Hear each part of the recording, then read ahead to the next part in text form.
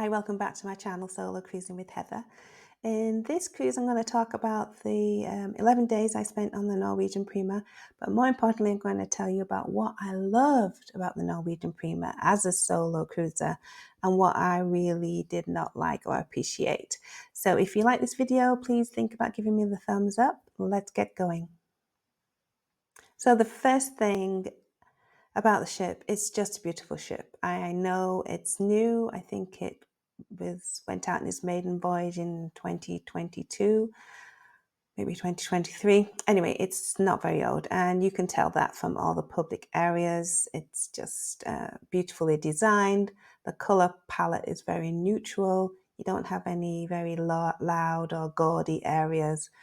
It's very a relaxing ship to walk through, and the main atrium area, the lobby area, the three-story area that runs from deck 6 to deck 8. It's just a lovely place to sit and relax, very neutral colors with some beautiful artwork. Yes, definitely thumbs up to the decorator. Also, my cabin I found to be lovely. Again, very neutral decoration with some lovely artwork to offset that, but I really appreciated that. So great job on the overall aesthetic of the ship. I really enjoyed that. The next thing I absolutely loved was the Vibe Beach Club. So you do have to pay extra to get into this area, but if you're staying in a cabin on your own, and it's an inside cabin or an ocean view cabin, I would highly recommend springing for access to the Vibe Beach Club. Because while a balcony cabin can cost hundreds of dollars more, or even $1,000+ more dollars, you can go for a cheaper cabin, but then have access to the Vibe Beach Club and enjoy even more benefits than even having a balcony cabin. So definitely something I would recommend. Unfortunately, because of the weather, I didn't spend as much time up on the Vibe Beach Club as I would have loved to. But if you are on a warmer weather cruise, definitely consider springing for this option.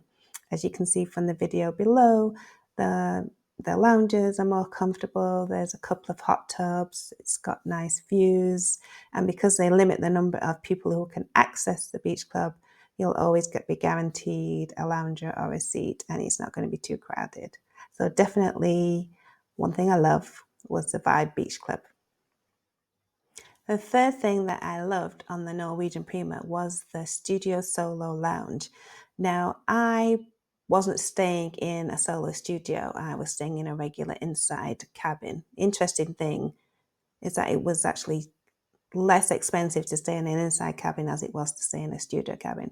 But some of my fellow solo cruisers brought me down to the lounge to allow me to do some videoing so you can see what the lounge looks like as I'm chatting to you. It was super large. It's the biggest studio lounge I've actually seen. There was plenty of space for everyone. There was areas to sit down and relax and have a coffee. There was sofas for you to sit down. Games areas, if you want to play games. There was TVs in there. There was an area where you could help yourself to tea and coffee, and they supplied with cakes and snacks throughout the day and juices. There was also a machine where you could get wine and beer. I think there is a cost to that, but that's available to you.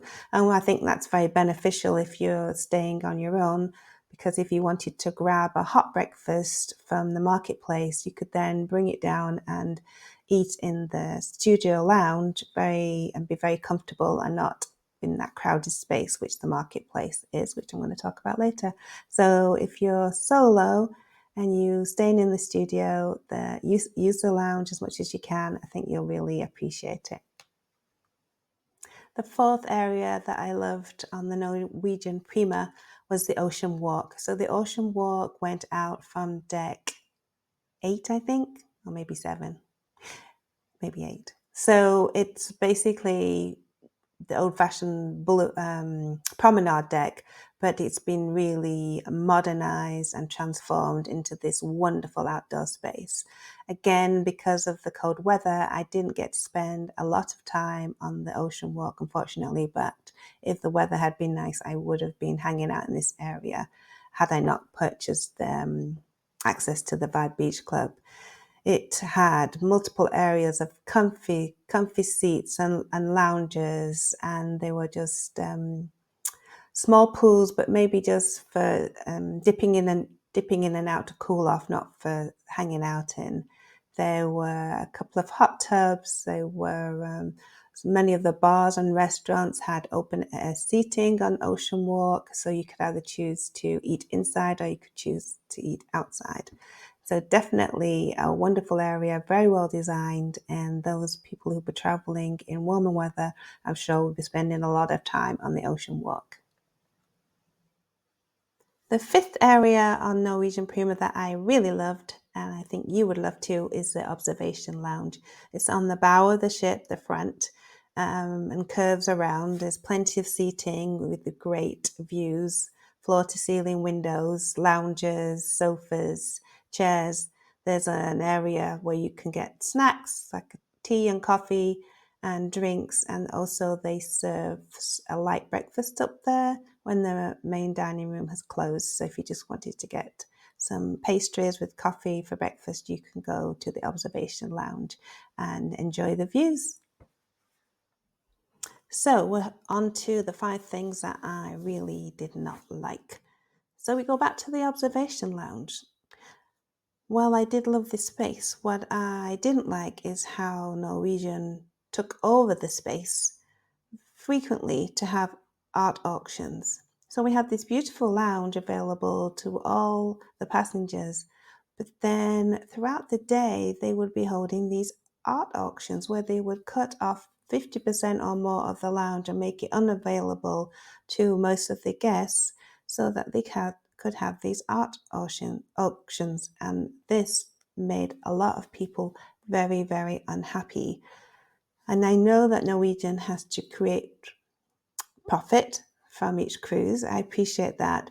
But there were plenty of other spaces throughout the ship, especially in the daytime, that weren't being used that they could utilize to have their art auctions, like some of the bars that don't really get going until the evening. They could have used those spaces instead of using the observation lounge, which majority of passengers would have liked to have used and appreciated. So my tip for Norwegian is on your next cruise ship, which I think is Aqua, to find some different spaces for your auctions. The second thing that I really didn't appreciate on the Norwegian Prima was the Surfside Cafe, which is basically the version of the buffet. For the size of the ship, this Surfside Cafe was half the size it really should have been. On other cruise ships I've been on, the buffet areas, where it's the Horizon Cafe or the marketplace, whatever they call it, usually takes up a whole third of a deck with lots of spaces for seating and a repeat of the different food stations on both the port and the starboard side of the ship. But this was not the case with the Surfside Cafe. It was only covered half of the area, and the flow of people through the area was just terrible. It was so uncomfortable moving through there. And if you wanted to leave one area and go through another area to an area, you had to often walk through the Surfside Cafe in order to transit through the ship, which was another very bad planning idea.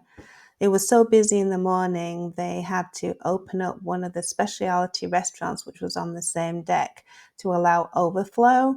So that just shows you right there that they know that they made a mistake and they were trying to mitigate that mistake by allowing people access to think it was to Palermo in order to enjoy their breakfast, but it was only for breakfast.